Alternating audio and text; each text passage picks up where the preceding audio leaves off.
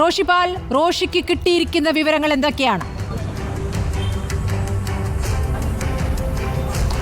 സ്മൃതി, ഇത് നമുക്ക് കാര്യങ്ങൾ കൃത്യമാണ്. ഇതിൻ്റെ പിന്നിൽ ആരാണെന്ന് ഓരോ നിമിഷം കഴിയുന്തോറും കൂടുതൽ വ്യക്തമാവുന്ന കാഴ്ചയാണ്. രഞ്ജിത്ത് പി മാരാർ വരുമ്പോൾ നമ്മൾ സംശയിച്ചു ഇതിന് പിന്നിൽ ആരോ ഉണ്ടെന്ന്. നേരത്തെ ശ്യാം ദേവരാജ് ചൂണ്ടിക്കാണിച്ചത് യാഥാർത്ഥ്യമാണ്.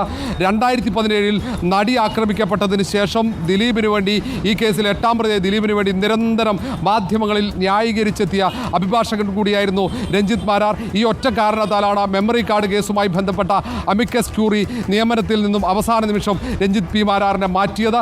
ഈ മുഗൾ റോത്തഗി എന്ന സുപ്രീം കോടതിയിലെ ഏറ്റവും മുതിർന്ന അഭിഭാഷകൻ, ഈ മുഗൾ റോത്തഗി ഇപ്പോഴും സുപ്രീം കോടതിയിലെ ദിലീപിൻ്റെ ഈ കേസ്, നടിയാക്രമിച്ച കേസ് അദ്ദേഹമാണ് കൈകാര്യം ചെയ്യുന്നത്.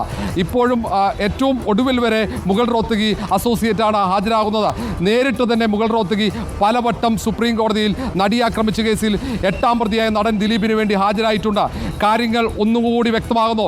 ഇനിയും പിന്നാമ്പുറത്തു നടക്കുന്ന വലിയ ഗൂഢാലോചന, ജസ്റ്റിസ് ഹേമ കമ്മിറ്റി റിപ്പോർട്ട് പുറത്തു വരാതിരിക്കാൻ ആരൊക്കെയോ ശ്രമിക്കുന്നുവെന്ന് പൊതുസമൂഹം സംശയിക്കുന്നത് പോലെ തന്നെ അതിന് പിന്നിലുള്ള ഗൂഢാലോചന ഒന്നൊന്നായി പുറത്തു വരുമെന്ന കാര്യത്തിൽ സംശയമില്ല. ഇന്ന് റിപ്പോർട്ട് പുറത്തു വരുമോ ഇല്ലയോ എന്ന് ഈ നിമിഷം പോലും നമുക്ക് ആർക്കും പറയാൻ കഴിയില്ല. ആ ഘട്ടത്തിൽ ഉറപ്പാണ് ഇതിന് പിന്നിൽ വൻ ശക്തികൾ ശ്രമം നടന്നിട്ടുണ്ട്. അതിൻ്റെ കൃത്യമായ തെളിവുകൾ വരും. കാരണം റിപ്പോർട്ട് പുറത്തുവിടുന്നതുമായി ബന്ധപ്പെട്ട നിർണായക തീരുമാനമെടുത്തവരെ പോലും സ്വാധീനിക്കാൻ പല കോണുകളിൽ നിന്നും പല തരത്തിലുള്ള ശ്രമം ഉണ്ടായിട്ടുണ്ട്. ആ കാര്യങ്ങളും അധികം താമസിയാതെ പുറത്തു വരും. അതാരൊക്കെ ശ്രമിച്ചു, ഏതൊക്കെ തരത്തിൽ ശ്രമിച്ചു എന്നതടക്കം കേരള പൊതുസമൂഹം അറിയേണ്ടതാണ്. കാരണം സിനിമാ മേഖലയിൽ ജൂനിയർ ആർട്ടിസ്റ്റ് മുതൽ ഏറ്റവും മുകളിൽ നായികമാർ വരെ വേട്ടയാടപ്പെട്ട ചരിത്രം, അവർ നിരന്തരം പീഡനത്തിന് ഇരയാകുന്ന സംഭവം മലയാള സിനിമയിൽ ആവർത്തിക്കാതിരിക്കാൻ സമ്മർദ്ദമുണ്ടായിരുന്നു എന്നതിന്റെ സൂചനകളല്ലേ ഇപ്പോൾ പുറത്തു വരുന്നത്? സർക്കാർ ഈ സമ്മർദ്ദത്തിലാണ് കാര്യങ്ങൾ നീട്ടിയിരുന്നത് എന്നല്ലേ മനസ്സിലാക്കുന്നത്? വലിയ വരുമാനം നൽകുന്ന വ്യവസായം, സർക്കാരിനും വലിയ വരുമാനം കിട്ടുന്ന വ്യവസായം, ആ വ്യവസായത്തിലെ പ്രമുഖർ തന്നെ കളത്തിലിറങ്ങി കളിക്കുന്നു. ആ വ്യവസായത്തിലെ പ്രമുഖർ തന്നെ ഹേമ കമ്മിറ്റി പുറത്തുവിടരുതെന്ന് ആഗ്രഹിക്കുന്നു. കമ്മിറ്റിയിലെ റിപ്പോർട്ടിലെ പരാമർശങ്ങൾ അവരറിയുന്നു. റോഷി, അതല്ലേ നമുക്ക് ലഭിക്കുന്ന സൂചന? അവരറിയുന്നു, അവർക്കത് പുറത്തുവിടാൻ താല്പര്യമില്ല. പുറത്തു വന്നാൽ പല തലകളും ഉരുളുമെന്നുള്ള ആശങ്ക അവരെ സംബന്ധിച്ചുണ്ട്.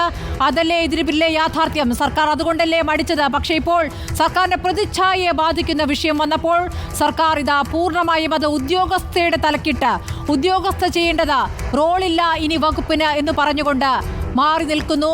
കോടതി പറയുന്നതാണ് ഏറ്റവും പ്രധാനം. കോടതിയുടെ ഉത്തരവിന് വേണ്ടി കാത്തുനിന്നുകൊണ്ട് 2:30 എന്ന സമയം റോഷിക്ക് നൽകുന്നു. അതല്ലേ സത്യം?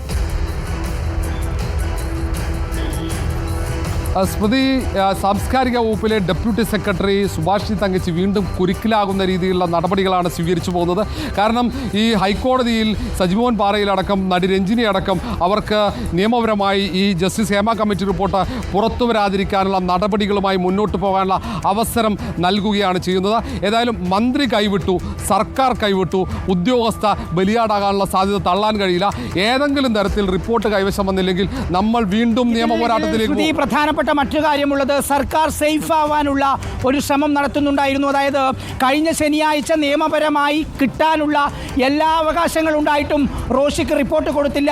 റോഷി പിന്നീട് വിവരാവകാശ കമ്മീഷണർക്ക് പരാതിയുമായി ചെന്നു. അപ്പോഴും വിവരാവകാശ കമ്മീഷണറുടെ നിലപാട് റിപ്പോർട്ട് കൊടുക്കണം എന്ന് തന്നെയായിരുന്നു. പക്ഷേ എന്നിട്ടും കിട്ടിയില്ല.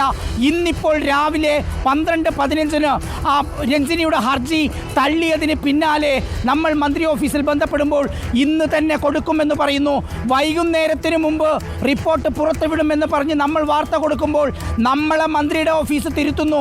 വൈകിട്ടല്ല, ഉടനെന്ന് വാർത്ത കൊടുത്തിട്ട് അത് പക്ഷേ ഉടനായിരുന്നില്ല സ്മൃതി, അത് 2:30 12:15 ഹർജി തള്ളിയിട്ട് എന്തിന് 2 മണിക്കൂറും 15 മിനിറ്റും കാത്തിരിക്കുന്നു എന്നുള്ളതായിരുന്നു പ്രധാനപ്പെട്ട ചോദ്യം. അത് 1:30 ഒരുപക്ഷെ കാര്യങ്ങൾ മാറിമറിയുമായിരുന്നു.